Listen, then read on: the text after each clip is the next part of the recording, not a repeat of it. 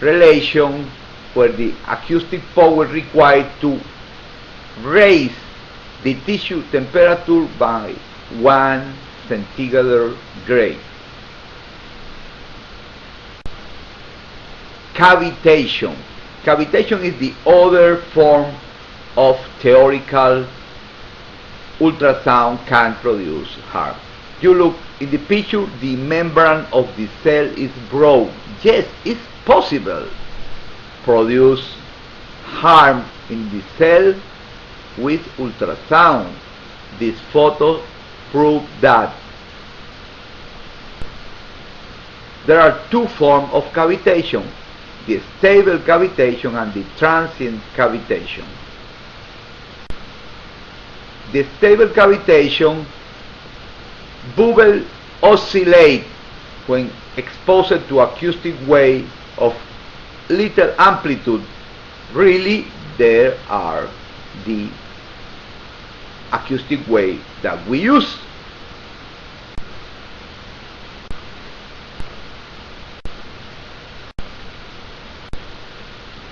Transient cavitation, also called normal or inertial cavitation, bubble expand and collapse violently, causing microscopic explosion. This is the cavitation that can produce problems, the transient cavitation.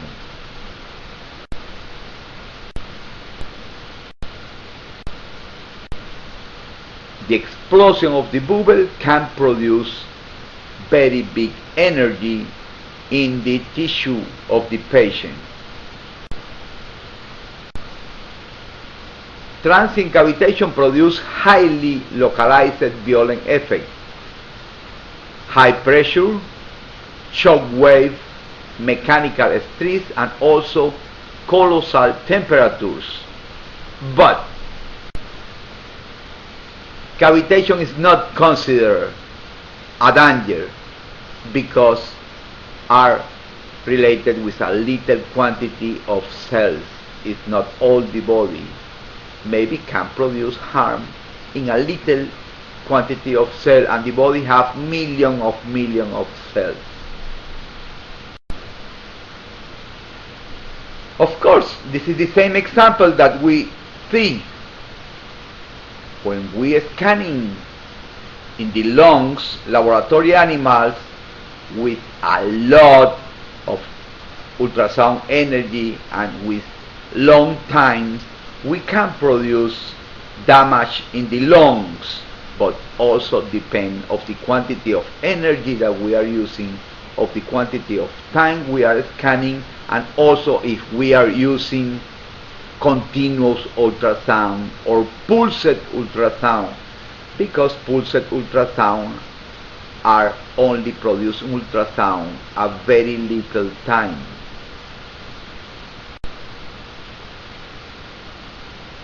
Also, a number called mechanical index was developed to predict cavitation.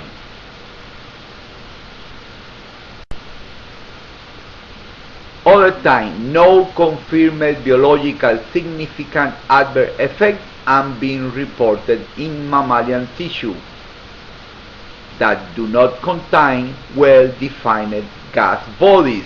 That means that the harm was produced in the lungs, and we regularly do not scan lungs because lungs have air, and ultrasound, diagnostic ultrasound, is not for diagnostic of lung disease. This is also that experiments in lungs are not significant in the experience of people working with liver, pancreas, kidneys, uterus that do not contain gas bodies. A number called the mechanical index over time has developed to predict the cavitation induced. Mechanical interaction. This mechanism is the mechanism that get anything that is not cavitational or is not thermal. is more related with the radiation forms, and also is not seen to produce dangerous biophysical effects. No empirical or no mechanism evaluation yet has shown evidence of bioeffects from pure and direct mechanical vibration.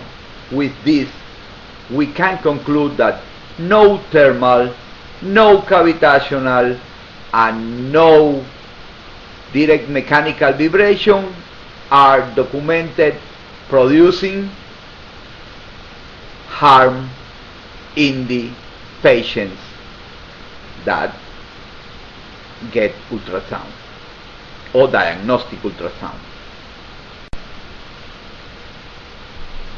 Epidemiology. Epidemiology is a branch of the medicine that study the disease in the society, the disease in human groups, the prevalence of disease. You know, epidemiology is the science that studies the epidemics, but more than this, also study the possibilities that drugs, disease can produce problems in the human being. The epidemiologic bioeffect study, in general, there are more of a study of this, and of course they are using in general the uterus fetal exposure to ultrasound. Why? Because it's so common. We use ultrasound in gynecology and OB a lot, and there are a lot of information that epidemiologists can use to know if ultrasound is dangerous or not. Of course, in the United States, millions of women are scanned for ultrasound all the year. There are very important and major public health implications.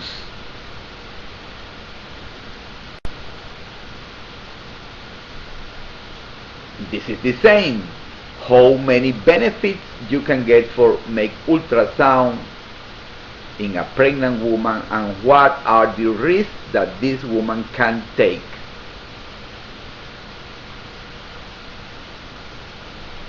Is in general, everybody know that normal pregnancy don't need ultrasound, but everybody think if have the wife, the daughter pregnant, is going to make ultrasound, but really it's not necessary. Do not improve the pregnancy or the normal pregnancy to have a ultrasound, but contrary, in the woman that is pregnant and have high risk, ultrasound is very important, very necessary. Ultrasound is a very good device for high risk pregnancy, but not for normal pregnancy. In other words, normal pregnancy don't need ultrasound, but as we know, ultrasound is not dangerous, there are no risks.